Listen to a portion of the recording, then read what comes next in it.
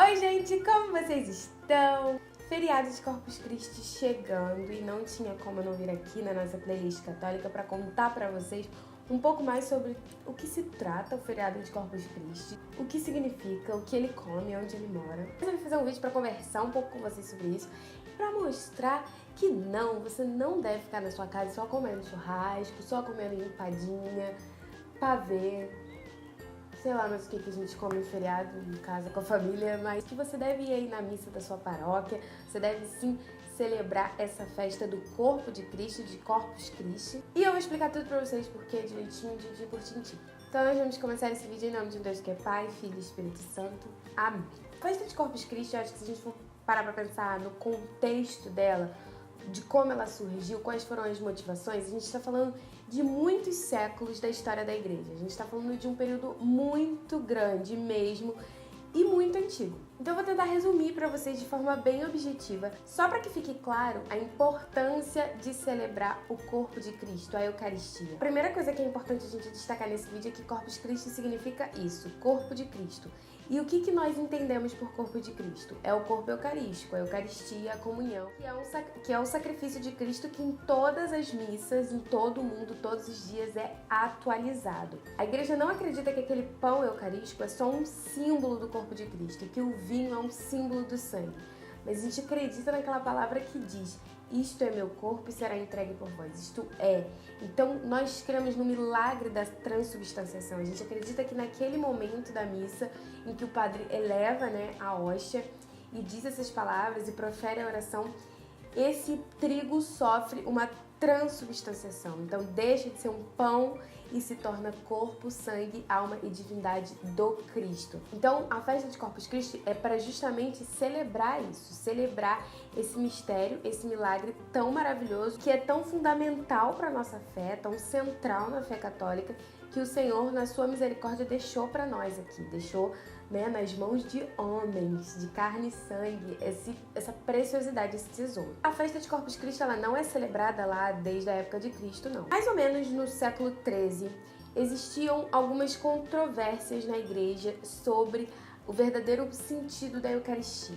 Por mais que já tivesse acontecido a essa altura o milagre de Lancião, que na verdade eu vou deixar um texto aqui embaixo, eu sempre deixo o texto, se você está chegando aqui nessa playlist católica agora, eu sempre deixo textos de apoio na descrição do vídeo, então para complementar o conteúdo, para ser uma coisa mais longa e aprofundada, então vocês podem acessar.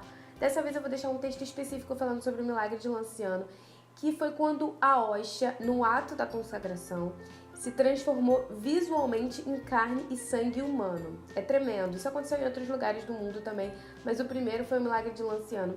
E apesar de no século XIII isso já ter acontecido, ainda existiam controvérsias, ainda existiam vertentes, comunidades que acreditavam que a Eucaristia era apenas um símbolo e não de fato corpo, sangue, alma e divindade de Cristo. E aí, no século XIII, mais especificamente na Bélgica, uma Juliana muito mais virtuosa, muito mais virtuosa do que essa que vos fala, ela já tinha entendido.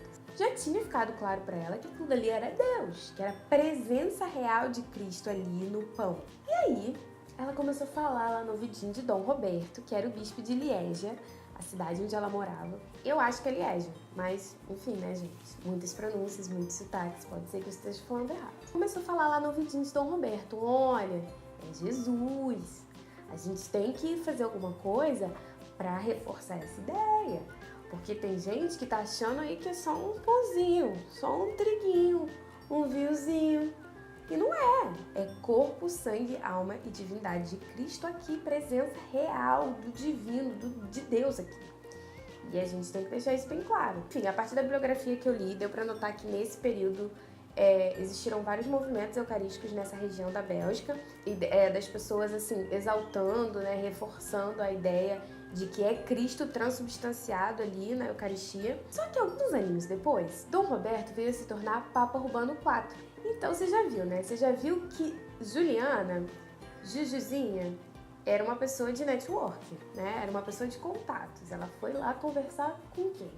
Com uma pessoa que se tornaria Papa depois. E uma das coisas que Juliana partilhou com Dom Roberto, que depois foi se tornar o Papa Urbano, foi uma visão que mostrava a nossa fé católica manchada, né? Tinha uma mancha negra, justamente por não ter essa solenidade, justamente por não deixar claro para os fiéis, para não ter ali liturgicamente instituído uma celebração que deixasse claro, que evidenciasse a importância da Eucaristia, a grandeza, né, o valor inestimável da Eucaristia. Então, o Papa Urbano, em 1264, infelizmente 6 anos depois da morte de Juliana, que depois viria a se tornar Santa Juliana, ele instituiu essa festa e ampliou essa festa para toda a igreja.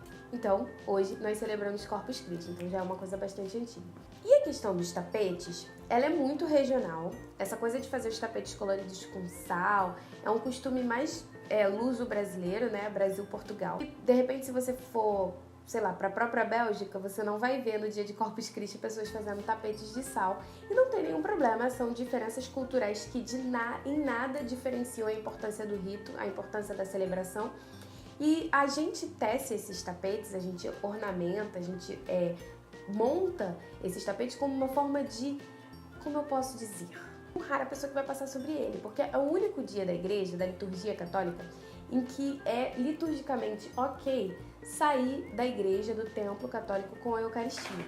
Então a Eucaristia vai passar pela rua. Então, na época em que as pessoas viviam em vilarejos menores, paróquias menores, as pessoas faziam em toda a rua, em todo lugar onde a Eucaristia ia passar, tinha lá os tapetes para que Jesus fosse passando ali por cima daquele tapete. É uma honraria, né? O que normalmente se faz com a monarquia, estender um tapete, né? Preparar a passagem.